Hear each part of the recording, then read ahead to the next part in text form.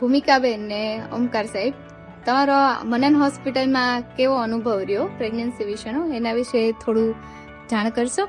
Okay, મનન હોસ્પિટલમાં આવીએ એ પહેલાં અમે બીજા એક ડૉક્ટરને પણ બતાવેલું. મારો ફ્રેન્ડ પણ ગાયનેકોલોજીસ્ટ છે, એમને તમને અહીંયા રેફર કર્યા હતા. એકચ્યુઅલી જે રીતના રિપોર્ટ્સને એ હતું એ જોતા અમને માનસિક રીતે અમે આઈવીએફ કરવા માટે જ તૈયાર થઈને આવેલા હતા અહીંયા. ત્યારબાદ લાલ સાહેબને મળ્યા, એમની જોડે ચર્ચા થઈ કે કઈ રીતનો આગળનો પ્લાન કરશું. તો ફર્સ્ટ ઓફ ઓલ એ લોકો પહેલાં વેટ લોસ કરવા માટેની સલાહ આપેલી. ત્યારબાદ સરે કીધું હતું કે ભાઈ આપણે આઈવીએફ અધરવાઇઝ નોર્મલ જે કંઈ વિચારવું છો પછી વિચારશું. અને લકીલી ફર્સ્ટ ફોલોઅપની અંદર જ અમે સારા સમાચાર લઈને સાહેબ જોડે ગયા. તો ત્યાર પછીથી લઈને 9 મહિના સુધીની journey it is very beautiful. એમ કે અમે એવું ક્યારેય વિચાર્યું નહોતું કે જે રીતના અમારા બેના માઇન્ડમાં જે પ્રશ્નો હતા પ્રેગ્નન્સી રિલેટેડ, એક એજને રિલેટેડ, તો એ બધા પ્રશ્નો અમને ફેમિલિયર એન્વાયરમેન્ટમાં ઘણા બધા એમ કહેવાય કે અમે એ બાબતે નિશ્ચિત થઈ ગયા હતા. એટલે રહી વાત ટ્રીટમેન્ટની તો ઓબ્વિયસલી સાહેબ one of the senior doctor છે અને નોલેજેબલ પણ છે, એમાં કોઈ શંકાને સ્થાન જ નહોતું.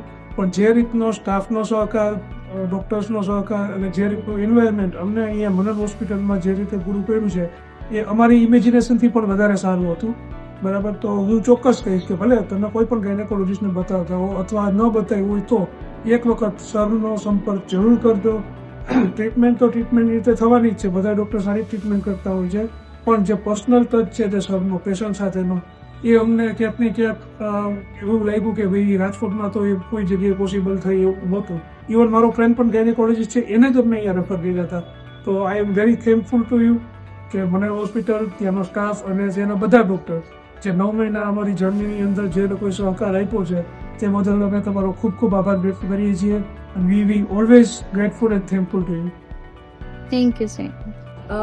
પહેલા તો હું હોસ્પિટલમાં મનન સર બધાને, અને મારાથી છે ને હોસ્પિટલમાં નીતિન સરનું નામ મને નથી એટલું આજુ, બસ મનન સર ઘરે હું એમ જ કહું છું કે મનન સાહેબ એમ.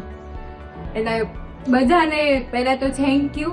અને મારી આ 9 મહિનાની જર્નીમાં મારું સ્ટ્રેસ લેવલ જે હતું એ સ્ટ્રેસ લેવલને જે રીતના અહીંયા બધાએ બતાવવા આવું અને જે વર્ડ્સનો મને સપોર્ટ મળ્યો છે, જે મને કહેવામાં આવી છે, જે મને સાંત્વના કે જે એક આત્મીયતા જે ફીલ થઈ છે ને એ મારા માટે છે ને એક લાઈફ ટાઈમની જે એક્સપિરિયન્સ હતો તોય ભલે, અને મારી લાઈફનો એક બેસ્ટમાં બેસ્ટ જે અનુભવ છે ને એ આ છે.